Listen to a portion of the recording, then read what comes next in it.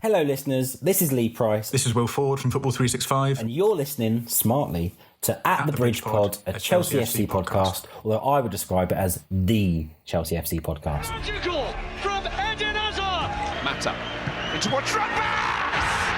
What about that? Ivanovic! In the middle, it's just behind him, but it's taken by Hakim Ziyech. Matic with the pole driver!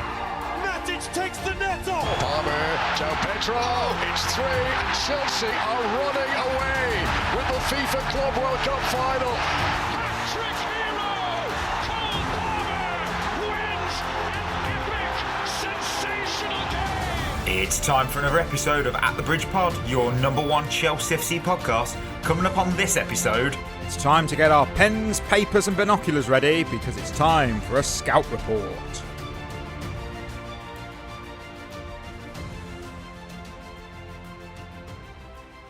Oh, welcome back everyone to another episode of At the Bridge Pod. I am your host, Mike. I'm joined in a virtual room roaring with Lion. It's the Mikey and Chris Monday show on a Monday, but there's no Chris. Chris is on a lovely vacation. He's enjoying his time off. And that means I get to welcome in for his third appearance on the show. Tom, 3 appearances. I wish I could tell you a Chelsea player that's had 3 appearances in their career. I can't. Don't think there is many. Abdul Babarahman, probably. I don't know. I don't know if I want that comparison, if I'm honest. No, I don't think that's a smart move. You don't want that. No, how are you doing, sir? Very well, thank you. Very well. Been enjoying the World Cup. I had an absolute... I was very, very lucky on Friday. I was at an event and I got to meet Sir Geoff Hurst, which was very, very cool. Very, very cool. Bloody hell. What's he like? So for an 84-year-old man, he is in like the best condition. He obviously looks after himself. Really, really funny guy. Some of the stories he was telling were just phenomenal for a proper living legend. Yeah. I mean, that guy is known for being he's only one of a handful of people. I think obviously Mbappe spoils it, of being a hat-trick goal scorer in a World Cup final, which is absolutely insane. And he does have some. Obviously, he did manage Chelsea as well for a brief spell back in the late 70s.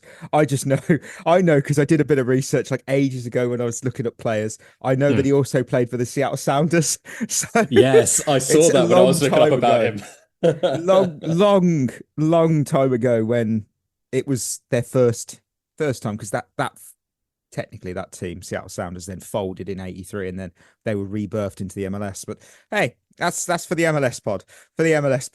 I have got 2 moments of the World Cup. I always pick a moment of the World Cup, and you know what? First of all, I'm going straight to BBC News after they announced obviously Australia lost their penalty shootout. So let's have a hear. Let's just see if you can hear how they uniquely pronounced the Socceroos. Tonight's round of 32 match, Egypt eliminated Australia in Dallas. Egypt took an early lead through Imam Ashur, their first goal in a knockout stage match. It took Australia more than 40 minutes to equalise through an Egypt own goal. No goals in extra time, took it to penalties, but then Sakiris missed 2 spot kicks, allowing Egypt's Hossam Abdelmajid to slot home the winning tonight. Yes, secure us for everyone. Honestly, it's brilliant. I don't know. I always feel sorry for people reading vid printers because, well, the teleprompter, sorry. I'm guilty of mispronouncing stuff. I am terrible at it. I get away with it because I'm not on national news. So you see a word you don't know. Well versed I am, and you panic and you just go, I'm gonna go with Sakuras, and then oh my word, bless, oh my word. And of course, talking of voices as well, has to be one of the best post-match interviews you will ever hear. Well, Harry, huge congratulations. What a contest, what a win. But I just firstly wanted to ask you what's happened over there by the England goal, because there looks to be some concern. Yeah, Jordan, my voice is gone. Hendo just fell over there. I think it's okay. Just something to do with his arm. My word. Oh, It's a poor high bloke. register moment. I have seen the Henderson injury, and it's a gnarly one. He has, you can tell, unfortunately, forearms aren't meant to bend that way. So No. he's got to have surgery on that, from what I've read. Apparently he's gonna stay in America. So I did feel sorry for him on that, because that is a nasty one. That is. Do you fancy doing a World Cup lineup game before we head into Shevva shout out? Absolutely. Let's go for it. You know what? I will pick the 3 players for you, and I'm going to pick. Well, we can pick each other's players. I'm going to give you Harry Kane. I've got to. What's Harry Kane? What's he? Well, I think I remember this is the double fist pump, isn't it? Is the Harry Kane. You know what? I'm allowing it. First winner. You know your knowledge. You know your lineups, because yes, it is. It is a fist pump. Fair play, sir. Go on. Give me a name. It has to be a player that's known. No. Hated. Let me have a think. Why don't we go for following Balogun? Oh, he's in the news. And Balogun. Oh, you know what? I think he'd be cheering. A cheer. No, I don't think it's a badge tap. I think he's a cheerer. Let's have a look. He's cross arms. Not even close. That's disappointing. It's different. Oh, I don't think he's played. Oh, he has. No, he has played, because I can see him. I'm giving you Christian Pulisic. I reckon he has got an American flag. No, crossed arms. Crossed arms. No, you missed out. Go on. Second. I'll go for. Let's go for an easier one you would have seen yesterday. Let's go for Jordan Pickford. As someone that did not stay up at 1 a.m. to watch it, I have no idea. So I am. My word, Jordan rubs gloves. It's got to be, hasn't it? It's got to be, surely. That is the. Come on. He points to his badge. That's not a proper goalkeeper. They're not very creative, are they? No, this is terrible. I will then go Lionel Messi. I don't think anyone's done him yet. I reckon he's a badge pointer. He's a crossed arms. How this is just lame. Just too many crossed arms. They've all been crossed arms. Yeah, it's not just easy. Oh, go on, round it off. I'll give you an easy one. Haaland. Yeah, he does the oh my word, it's the meditation. It's the meditation. Yes. Surely it is. He does the meditation. Yes. Oh, I'm happy. One each. I'll take it. We've been awful in this game throughout the show. All of us have been. Shevva shoutouts, which I think is going to be interesting, because I'm pretty sure I've put one of yours in. Yeah, I wondered if that might. I'm pretty sure we are. So before we do go fully, I've had Haynes, Connor, and AB87 write in to express their love that we dropped a long episode on Thursday. No mention of the fact that I uploaded the wrong intro for said episode, which, I fully apologise for with an Instagram story post, white text on a black background as per the standard. I had a few people message me, genuinely assuming that I was apologising, and I thought they didn't understand the bit that we have in the Discord, which is completely fine. If you join, that's a reason to join. You'd get in on these little bits we do. So, Alex kicks us off with another great pod, fellas. Love listening to the OGs. This summer marks 3 years listening to the show. Crazy to think of my life 3 years ago, and you have all been a part of it. Keep it up, lads. Up the fucking Chelsea and keep the blue flag flying. Now, well, thanks, Alex. Genuinely, what's that, 2023? Were we any good then? We would that have been Poch? We've just had the Parma season. That's not terrible. It's reasonable. We all had high hopes then. I mean, we'd win 2 trophies. So this is the one that I think is yours. So you can answer it. It's brilliant. I think we are only remembering Jackson's positives. Don't forget that the red card against Newcastle, Flamengo, and managed to get a red card in a pre-World Cup friendly. I forgot about that, actually. We were so frustrated with his attitude, and we were happy to see him leave at the time. We are only seeing the positives now because of how poor Liam Delap was. He didn't even come back when the club tried to cancel his own. If he's matured, great, but I don't think it's straightforward as people think. I'm not disagreeing with you. I'm not disagreeing. I just think people are remembering it through kind of like rose-tinted glasses, Because I remember when it was the Club World Cup and he got sent off again, everyone was just like, that's enough. We've got a new striker. We want to try it. All of these kind of things. And the Newcastle game, that really could have affected our season. And it was so petulant and stupid. Like it's all well and good remembering the positives, and there are positives. And I don't want to completely slate him, but I'm cautious about him being back involved as well. And I think people just need to remember those bits that we weren't happy with at the time. Yeah, I feel that's justified. You've justified it there. If did he get sent off at Bayern? I feel like he had one. I might have just completely made that up. I'm not sure. I know he had the two for us, and then he had that one where he he got a straight red card. World Cup. Did he? Oh, God. What did he get sent off for? I'm going to mute it so I don't have it blaring off. What did he do? It went to VAR, and it's awful. Oh, it's awful. It's an ankle breaker. Oh, it's terrible. Oh shit! Yeah, that is a red card every day. Oh, it's a classic. That's a Nicholas Jackson classic. That is. Oh dear.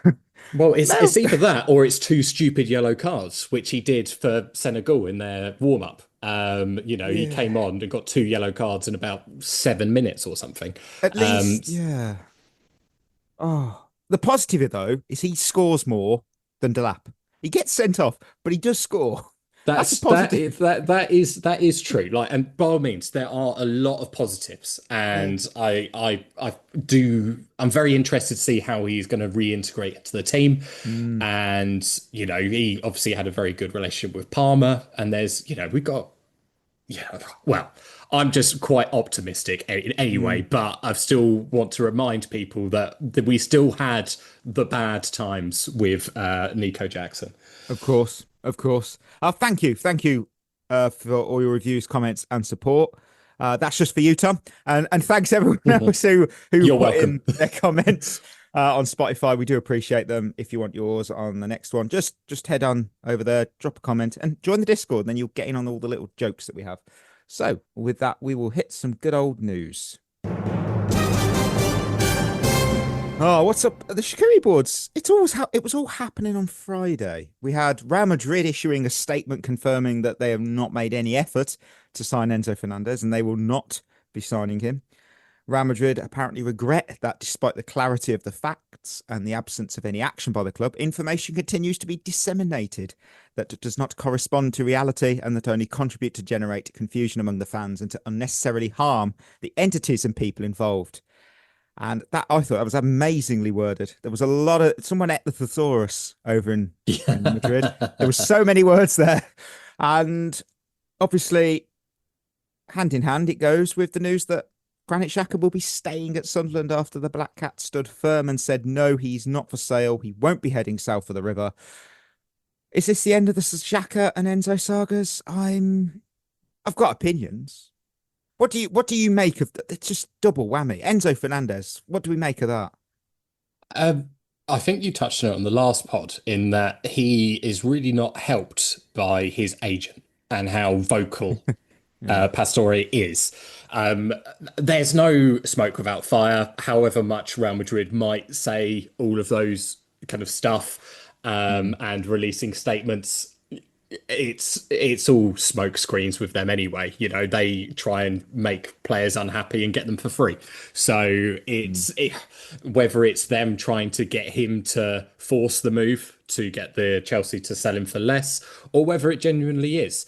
Either way, at the moment, it's not looking very positive for Enzo Fernandez and has definitely harmed his brand, and is going to be very interesting to see if he does play for us next season, how he is received by the fan base. I'll give my opinion for Enzo based on the facts that we actually know. There's no point on this occasion dreaming up a conspiracy theory or making an assumption, because when it comes to Enzo, I actually think, based on what we know, what we see right now, this situation has kind of worked out very well for us. Throughout the entire saga, the club have stood firm on their valuation.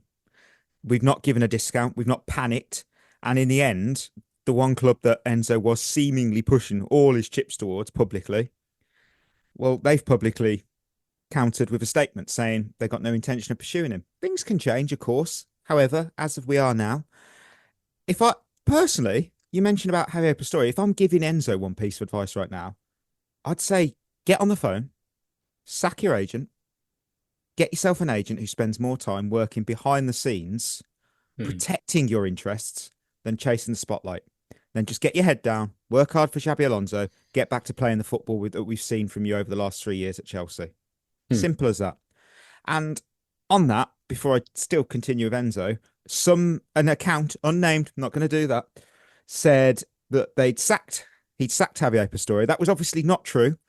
I saw some people fell for it, which it happens. That's why I've learned the lesson the harsh way. I verify the source. If it's The Athletic, I'm unlikely to verify it. I trust that source. This particular account, I checked, couldn't find anything on it, and I just thought I'm staying away from it. And then it was revealed to be completely untrue. We learn a lesson. With some fans, though, on that, saying, hey, I think this is bluff from Real Madrid. I actually don't buy that, because Madrid aren't in the habit of releasing statements, especially as strong as that. They've said they have no intention. I don't think this is how they operate. I don't think there's a cloak and dagger approach here, because they've not done it with other players. Say what you want. They don't do that with other players and then go and sign them.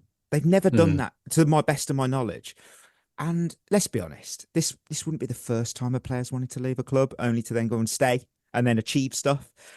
Steven Gerrard, he pushed for a move to Chelsea famously.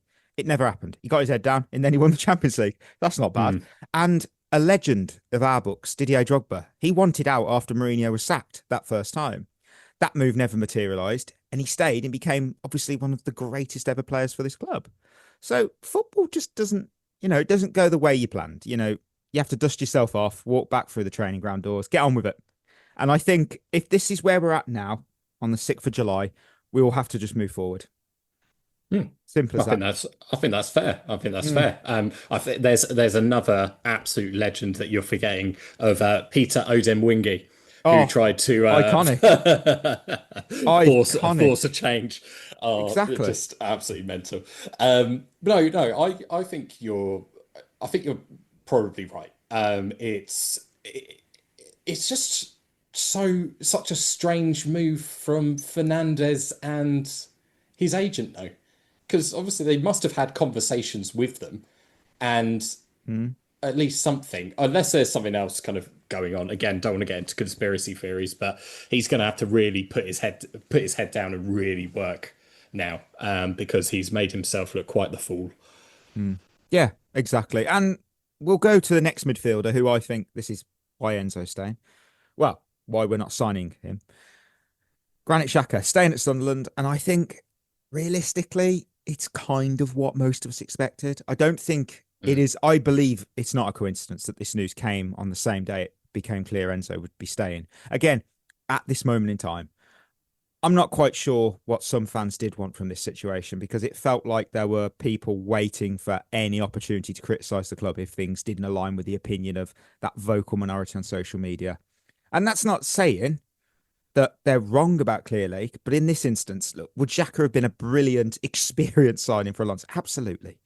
Sunderland didn't want to sell. And once that's the case, you're talking about paying, let's just say 30 million or more for a player who does turn 34 this season. If Chelsea had paid that fee, I guarantee many of those same people criticising the club now would have been saying we've wasted 30 million on an aging midfielder. And I saw plenty of comments saying this was the same old Clear Lake refusing to back the manager. I just don't see it that way, because Marco Palestra, who we'll talk about later, was a player that Alonso wanted. He called him up, wanting him to join. That's the club backing the manager. It is, though. It's a fact. Now, I will step into conspiracy theory territory here for a moment, just for this.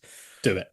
Within the same hour, I want to make this known. Within the same hour that journalists had reported that the Xhaka deal was dead, Fabrizio Romano suddenly had this exclusive saying that Chelsea had signed a 17-year-old from Hearts. And to me, this screamed engagement farming because big Chelsea news this is, and it's going to wind up a fan base. And it drives clicks. Drive ad revenue. And I've seen this pattern time and time again. And it's obviously the reaction, same vocal minority going, same old Clear Lake. And I just want to remind people of one thing. Every single Premier League club signs academy players every summer, under 18s, under 21s, mainly under 18s for the academy. The difference is nobody notices unless it's Chelsea.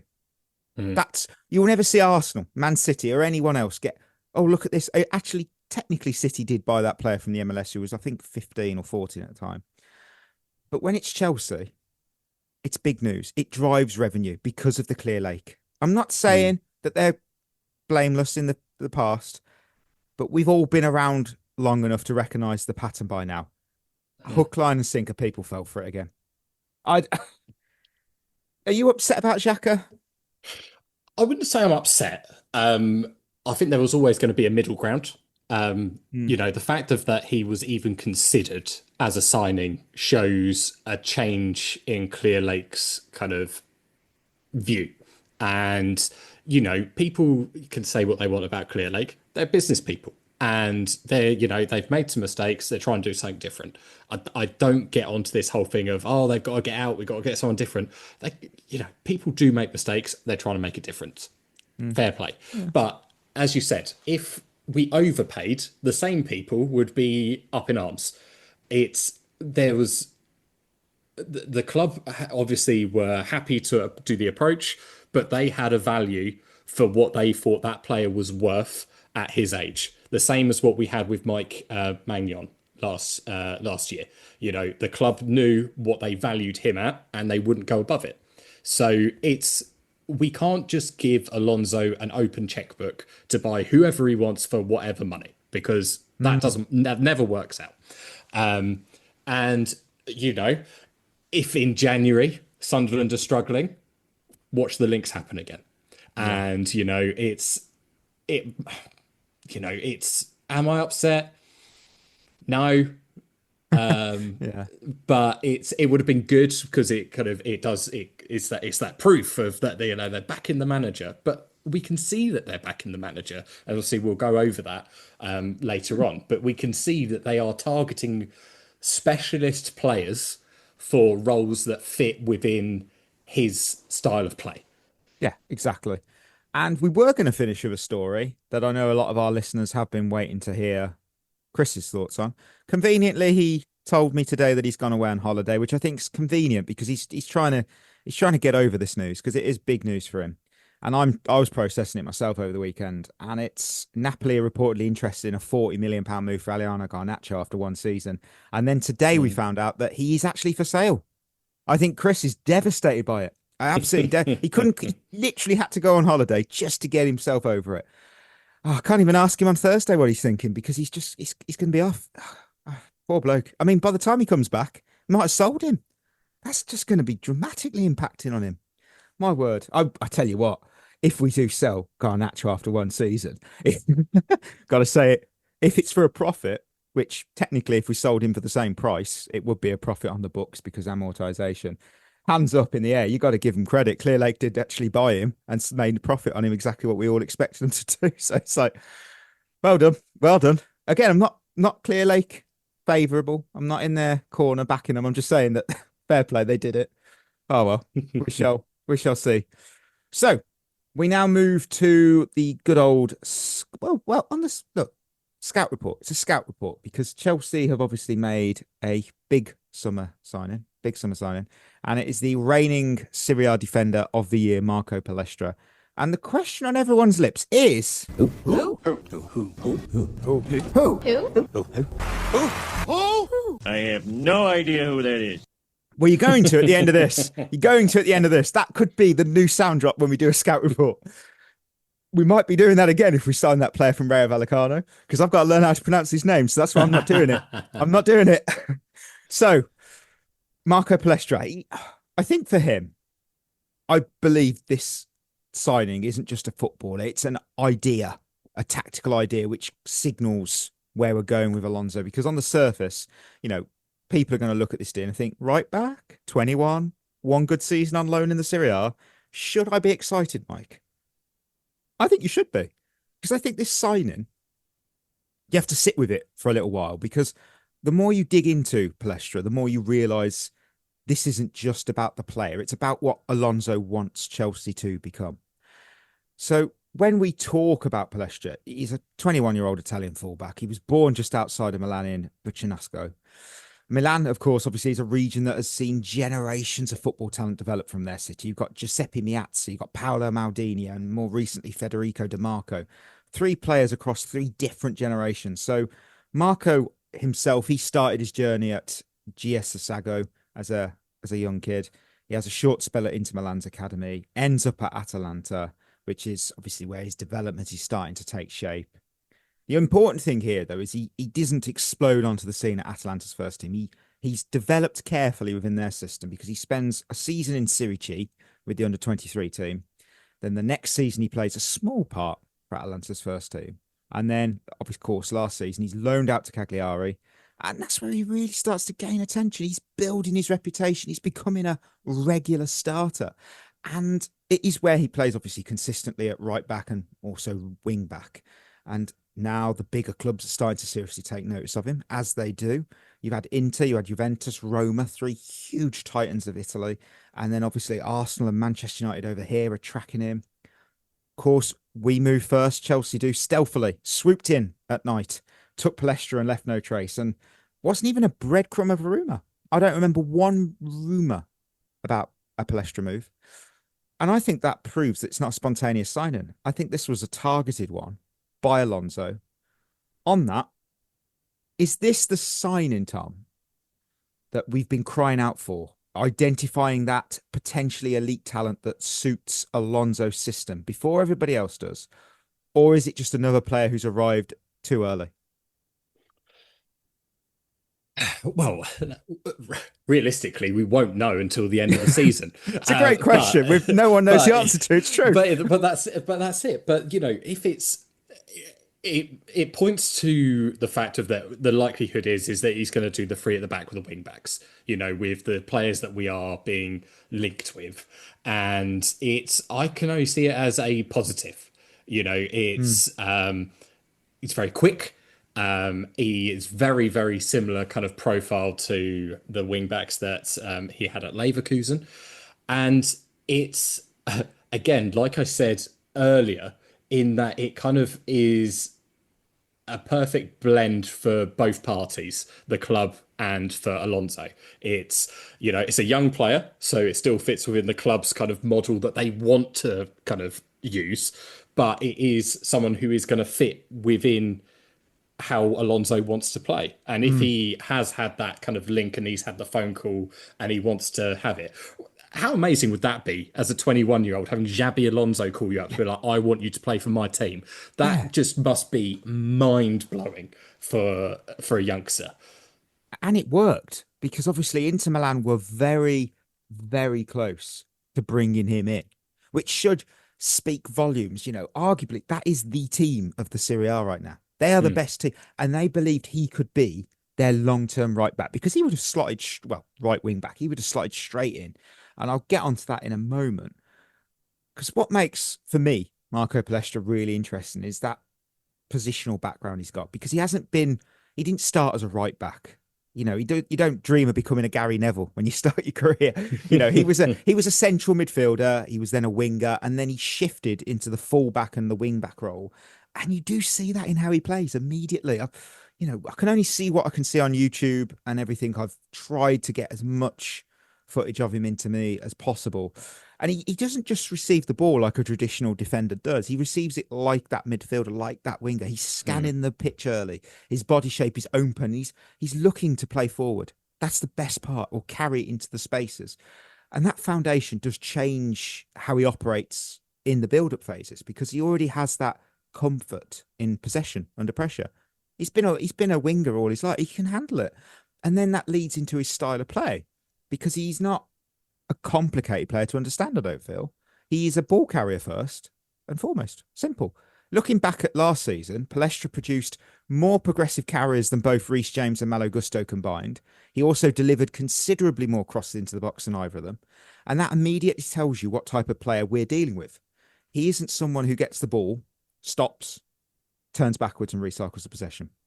He wants to carry it. He wants to attack space. He wants to commit defenders. He wants the opponent to ask questions like, what am I going to do? Every run he makes has a purpose in mind. You will not see him recycle possession on the fly all the time. And that's where his attacking profile for me becomes really valuable, because he's explosive when you have a transitional phase. He has such a serious engine. And once he gets going, he's very difficult to stop because he can overlap repeatedly. He can arrive in that final third at speed. And crucially, he can deliver quality while moving at full pace. And I feel on paper, that's the profile Alonso wants from a wing back. Now, I think if you've never watched Marco Palestra play, for those at home listening, here's probably the easiest way to picture him. Imagine the running power of Denzel Dumfries and the system fit of Jeremy Frimpong under Xabi Alonso. And technically, someone who's comfortable enough on either foot that defenders obviously genuinely don't know which way he's going to turn. Now, is he either of those players today? No, of course he's not. But that's the profile we believe as a club we're going to be signing. And I think one of the standout things about him is, as you could tell by those stats earlier, he's crossing in the final ball. He can deliver the early cross. He can cut back. He can whip a ball into the box from whatever angle. And he's comfortable doing it with either foot. That unpredictability makes him really difficult to defend against. And I'll put this question to you here, Tom. If Marco Palestra becomes an unbelievable attacking wing back, but only ever an average defender, would you take that? Or do you think Alonso has to coach that defensive side of his game before he becomes a starter? Not at all. I think with the way that he likes to set up, if we look at his kind of the wing back roles, he's got the 3 centre backs and the 2 who can play in that pivot, and they're the defensive unit, and the rest of the attackers. You know, you look at Frimpong now that he's gone to Liverpool. No one goes that he's a great defender. He's been utilised more as a winger, and you know, we don't necessarily need him to be a great right back. We need him. Well, I don't know if you saw the heat map of like his average where he is on the pitch. He looks like he's running the line. It's crazy. But we have been crying out for more attacking output, and the more people we can have running forward, causing problems, the better. 100%. Absolutely. That's the one thing we need. I'm so fed up of recycling possession. And I look back to our right back position. We had Gusto, we had Reece James. Now, we know that Reece James of yesteryear, my word, saying that hurts my soul, but it's true. Yesteryear, Reece James is never coming back. He's gone. Okay. He's gone. He's long gone. That his body just can't keep up with it. And you're right, the heat map is ludicrous. The whole right side is just red, sea of red, which is quite exciting because we know he's going to be bombing up and down that position. And naturally, of course, you know, I've touched on it. Every player has a weakness, and for Palestra, it's defensively. This is where the development work, I feel, still exists. And he can get caught high up the pitch because of how aggressive he is in that transition. He's still learning when to go and when to hold that run, which is, that's very typical, isn't it, for a young wing-back profile player. That obviously there are questions, again, aerial duels and timing, and you compare those, as we praised his good stats versus the other 2, James and Gusto. The aerial duels and the timing, compared to the other guys, he ranks 3rd for defensive duels won, and he's 2nd behind Reece for aerial duels. So considering his height, that's something I feel he'll need to refine at the Premier League level. You know, you're 6'1". You should be able to win duels, being honest. Obviously, there's a strength factor in that.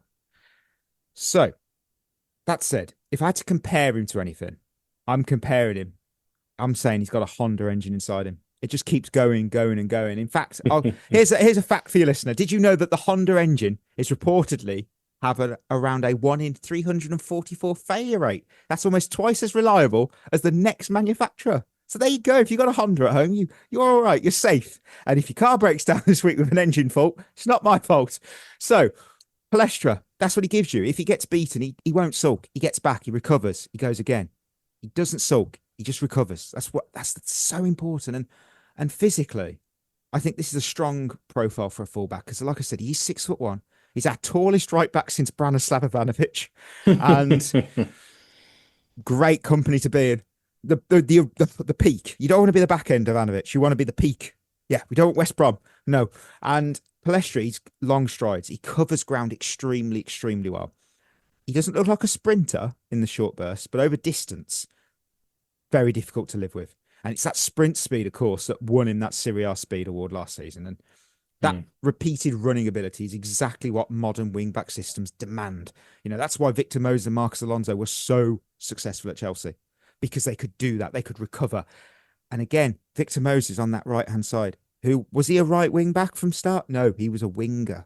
And that's why tactically, I think this is where the signing starts to make just so much sense under Xabi Alonso, because at Leverkusen, Alonso built his system around wing-backs who weren't just defenders. They were attacking weapons for him. You had one side, you had a runner. The other was more of a creator. So Frimpong was the runner. Grimaldo was the creator. But both were interchangeable, depending on what the state of the game is. So Palestra, he does fit that mould. He can do both brilliantly.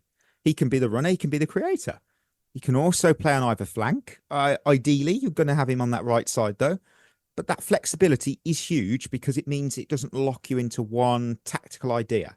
It allows you to a bit, shift within the games without making subs. And I think that's worth pausing on, because I look at this and think, do you think Alonso wants specialists in his system, or does he specifically want players like Palestra who can change the role mid-game without changing personnel? What do you think? I was actually thinking about this earlier when I was kind of doing my research for the pod, and it's again, it's going to sound like a complete cop-out. It is. I think it's a bit of both. It is a bit of both in that there is, not everyone can do that right wing back role, but not everyone can go from being that right wing back to sitting into midfield and being comfortable. I think we've got the same with kind of Barco, the fact that he can play centre midfield and he's played left back. We've got the same with Hato in that he's a centre back who can play left back. We've got a much more fluid team than what I kind of grew up with, in that we would have two players for every position, and they were two right backs, and they both were right backs, and that was their job, and that's what they did. And I think for creativity and the fluidity that we're hoping we can get, it's just so exciting. It's so exciting, having these kind of talented players kind of coming in. And there's something about a raw player kind of coming in as well. Like, it's quite exciting. Yeah. Oh, 100%. And I don't think we felt that way in quite a long time. When we signed a player, I was quite excited when we got Pedro Neto. That didn't really end too good. It could come back to be good. It could be. I think there's a lot more to be excited about than to be wary of when it comes to Marco Palestra, to be honest. There was something that you noticed about Palestra. Go on. What did you notice when you were looking at him? So, because we've been burnt in the past by having these signings and then they get injured and then we don't see them for 6 months, I was like, okay, let's have a look at this kid's, is there a dodgy hamstring? Has he got a bad ankle? What is there? And from what I could see, this last season, he only missed 1 game because of injury. And the season before, he missed 7 games because of a light kind of ankle injury, which is, considering, as I've already said, how we've been burnt in the past with the likes of Lavia. We had it with Fofana. It's nice to know that there's not something there underlying where there hasn't had a suitable enough amount of due diligence done based on the player's fitness. Yeah, fully agree. I think what's sad for me is we think of Lavia. He obviously had a hamstring injury when he was at Southampton. He missed 7 games. I'm not tempting fate. I'm just stating. And then obviously he joins Chelsea and just injury. You think, my word, this poor lad, just get him a break. It's just so, we won't be seeing that with Palestra. And you know what? With the development side of it, my word, the picture is quite clear here. He's still very raw in consistency. He's still improving defensively and he's still refining his end product. But the raw tools are absolutely there. The physical profile, the technical ability, the ball carrying, and the versatility all point towards a player with a very high ceiling if the coaching environment is right. So when you zoom out and you look at the signing as a whole, Marco Palestra isn't a finished product, and he's not being sold as one. He's a system piece. He's a tactical option. He's a player who can evolve depending on how Chelsea want to structure their wide play under Alonso. And I think that's why this move is interesting, because it's not about what he is today. It's about what he can become inside this system. And that's the key thing here. Some people might hear that and go, we've heard this before. It's not about the now, it's about tomorrow. That's not what I mean here. He has a system that he will thrive in. That's so important. It's not, we'll bring him in and we'll work it like we have done with other players. This player is a great wing back. He's coming into a system that uses a wing back option. Absolutely perfect. I think this signing is bigger as well than just Palestra. I feel that this signing is the first of the Alonso era, that not because obviously the transfer fee, not because of the hype. I think it perfectly represents the type of football that Alonso wants Chelsea to play. And then I think, here's a question. 5 years from now, there's no real answer here. There's no real answer, but I'm going to ask it. Are we going to look back at Marco Palestra as another clever Chelsea signing that signalled intent? Maybe Alonso for Conte, that signing, or a player who kick-started the Xabi Alonso era? What do you think? Again, I'm optimistic. I hope the kid, he comes in, he might not start the first game of the season. He might not be the right wing back straight away, as we've already alluded to. He's still raw, he's young. We don't know who we're going to have left, but, the talent's there, and he's going to have a great coach playing in a great league, and there's going to be room to grow. And I hope for our sakes and for the kid's sake that he absolutely thrives, and we're talking about, a future Chelsea kind of superstar.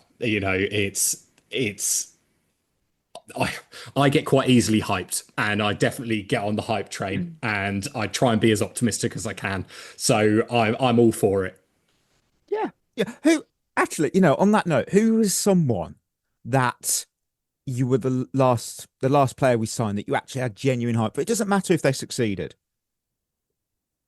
Last player that I had actual hype for. It's actually been a while. That's true. Since there's been a player that I was really, really hyped for.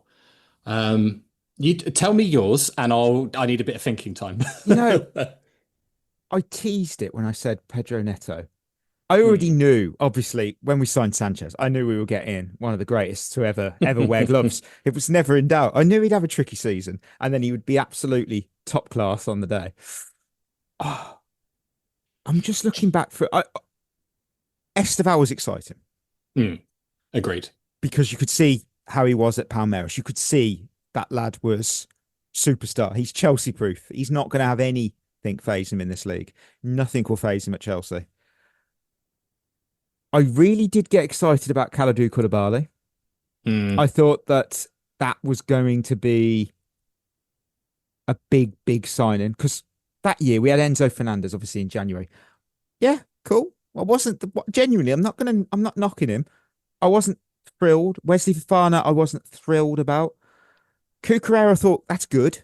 I wasn't excited, but I thought that's a good signing, because I knew he was, when I predicted him to be the player, the signing of the season for Brighton. Sterling was. I really like Koulibaly. I thought that is a defensive rock in our backline. It didn't work out. However, it was the profile of player that we needed, and it was a player that we had chased for some time. That's obviously boring. I dare say Lukaku. I would, if I'm looking at everyone across. Honestly, if I'm looking at players from the last 5 years, Mm. it would have been Romelu Lukaku because obviously there were other players. I loved that we got Werner. I thought, my word, Lukaku. I bought the shirt and quickly sold the shirt before, he did his interview. Oh, I I know was who excited. mine is. It felt like we had finished the team. We just won the Champions League. We just completed our team. We've got Lukaku. We're going to dominate. Who's yours? Oh, it's going to be really painful to say because it's so bad. But the last player I was probably really hyped for was Kai Havertz, which is so That's bad. justified. I understand. More for what he's done since then. But at the time, I was so hyped to have this young player, box storming kind of midfielder, banging in goals and headers, and it just didn't work. Yeah, that's just so true. Unfortunately, it didn't work, and at least we made money on him based on book price and everything else. And we won the Champions League. Exactly. So, I know people are sick of it, but he did score the goal in the Champions League final. We won the Champions League final. It's a victory on that alone. I think you have to just accept it. With Palestra, I feel he will be a success because he's walking into a system that plays to his strengths and hides his weaknesses. That's the biggest thing for me. Because I look at Jeremy Frimpong, actually. Under Xabi Alonso at Leverkusen, he looked like one of the best wing backs in Europe. I was quite concerned when Liverpool signed him. I thought, that's a big, big signing. And then I have to take a step back and realise that under Arne Slot, that's a different tactical system. Arne Slot doesn't play wing backs. Frimpong is still a good player, but he's not that player that he was. And the system matters. And that's why I keep saying it. Marco Palestra is a wing back. He's not a right back. There's a massive difference. If you put Marcos Alonso in the left back role, honestly, he's useless. That's not me being rude to him, but it is. He's not defensively the best because you need him to attack. That's when he scored goals all the damn time. He scored goals because he could attack forward. In left back position, you've got to be disciplined. You can go forward, but you've got to be disciplined. That's the main strength. Same with right back. You've got to have discipline. You can go forward, but you've got to be disciplined. And that's why I feel there's a massive difference there.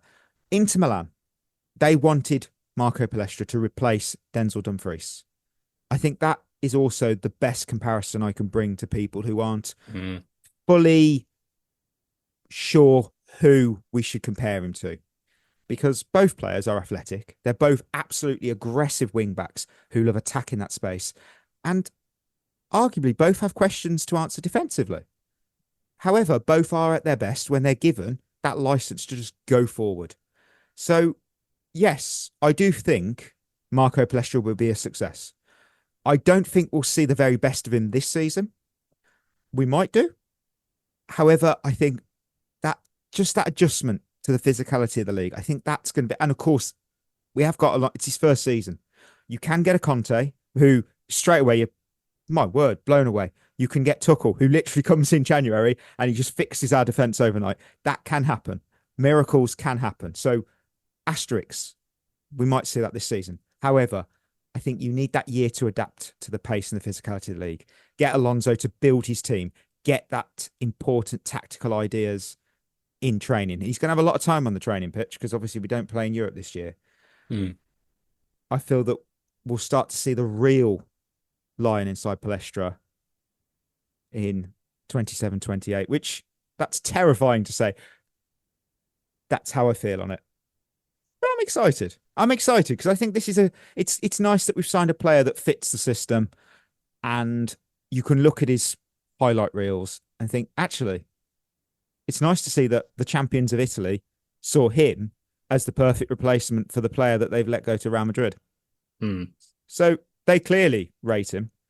And I feel that we have to support it and be excited. There will be teething problems. There always is. There always is. I'm excited, though. I think this is going to be a big, big moment for the club. So, yeah. Any final words on Palestra? Any final words on Palestra? Just keep on running, lad. Just bomb on and just show us what you've got. Absolutely love that. On that note, we will go to listeners. Let us know what you think of Palestra. If you're excited, what you've seen, who you think he plays like, compare him to. Let us know. Let us know. We will go to Quaresma's questions because I've got one from Tim who said, "Do you think that Garnacho will fit Xabi's system?" Now he's up for sale, so funnily enough, Garnacho isn't the most defensive, reliable player. So could he play it? He could do a job. It's an interesting question because as much as I'm not Garnacho's biggest fan, I could see him working in that left wing back role. I just don't know if he has the stomach and the fight for it. And that's so cruel on him because I don't know him personally. I just feel you need that fight. You need that fight in you. And I don't know if he has. I don't know. Yeah, it's a like with Garnacho, like I actually really wanted it to work because whenever we get a player from another team in the Premier League, you always want it to work out because you want to be like, he's played better for us. But if you can't see him down in the trenches, can you? Like fighting for his life in the game, he's just too aloof, and the kind of attitude is just not there.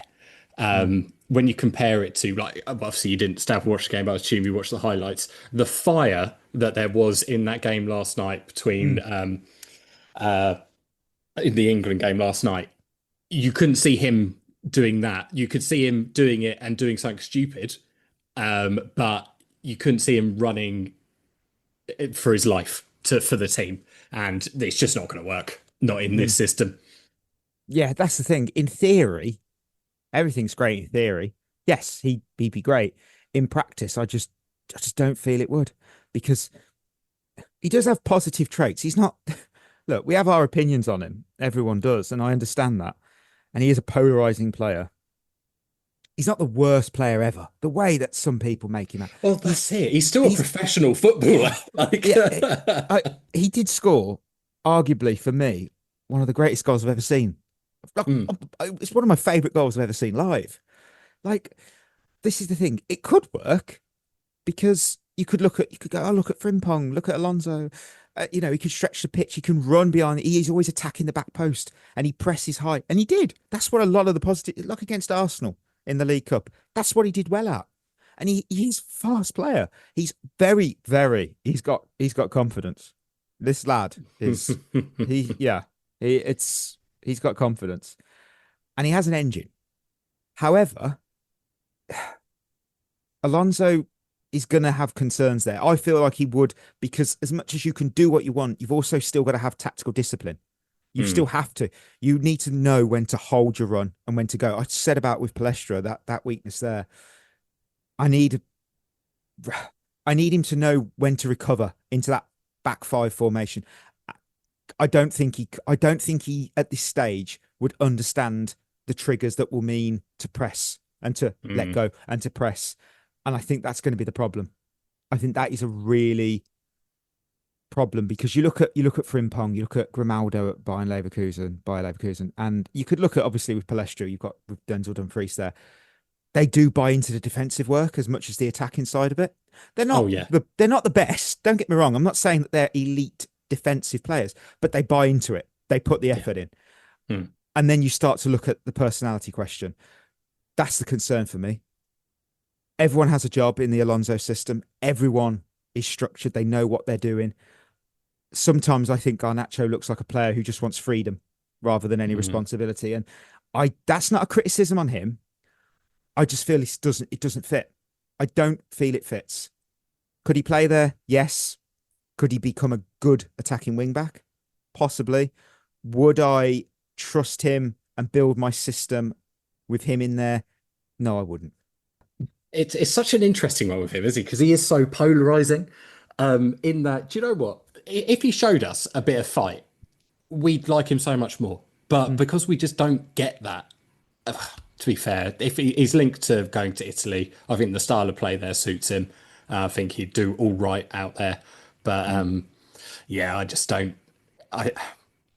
Unless there is a big change in his attitude, he's going to see these younger players come in and they're going to be really kind of hot on it. And he kind of has a bit of a word of himself. It's just, I'd love for him to have his kind of like his like comeback story. And like, he's like, he was a bit of a shit for a while. And then, he grew up and then, became this world beater, but I just don't see it. No. That's the thing. It'll be interesting to see if Chris, I believe it was Chris on the last one, brought it up. If we sell a player, doesn't have to be a loan, and we have said that apparently it'll be a sale, no loans. So that kind of rules out every Italian club, I suppose. The thing is, though, put a buyback clause in. Yeah, you're gonna have to do some profit in there, a bit similar to how Kwanzaa was sold by Liverpool, and they put a ridiculously high release clause, buyback clause in which I believe they're going to activate that. I haven't seen that for certain. We might be best to do that with Garnacho. Give the club that signs him a good deal. However, you insert that buyback option. Benefits everyone. Because if he's world class over there, brilliant. We'll bring him back. He's matured. He's improved. We could bring him back. And if it doesn't work out, oh well, we've got the original money. Happy days. Everyone wins. I think we're being very optimistic, though. Oh, I'm being ridiculously optimistic. I don't think any of this is going to happen. I think he'll go to Italy. He'll probably disappear. He'll be like, oh, yeah, remember him? One of them players that has a huge, huge peak and then just vanishes from the public conscience. I think it's like Alexis Sanchez couldn't have been at the peak at Arsenal, Barcelona, and then he went to Man United and he just sort of vanished. It's true, though. I don't remember anything about him. No. There's so many players that you can think. I'm trying to think off the top of my head now. And they just, disappeared. Like Raheem Sterling, look at him. He joined Chelsea. He was at his peak at City. He's just fell off the face of the planet. He's at Feyenoord now, I think. I think it was, I don't even know if that was a 6-month deal. And obviously now, he was recently in the news for a negative story, which for a player who was at the peak of his powers, in an absolutely insane behemoth of a City side. It's a real shame. We shall see. We shall see how the summer plays out. And with that, first I want to say thank you, Tom. Always appreciate your time. Always. We are at the end of our episode. Thank you for you, listener, for tuning in. Before we go, don't forget we are proudly partnered with Head in the Game, a mental health charity using football to support the well-being and community. You can check out more at headinthegame.co.uk. Check in with each other, check in with your friends, your family, your colleagues. It's always important to. Life is all about teamwork. Treat yourself well, and we'll be back on Thursday with something.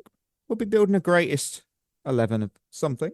You will. It's World Cup themed, so there you go. So until then, that will be us signing off. You've been listening to At The Bridge Pod, a Chelsea FC podcast. Follow us on Twitter and Instagram by searching for At The Bridge Pod. And if you're listening on Apple or Spotify, leaving us a review is always appreciated.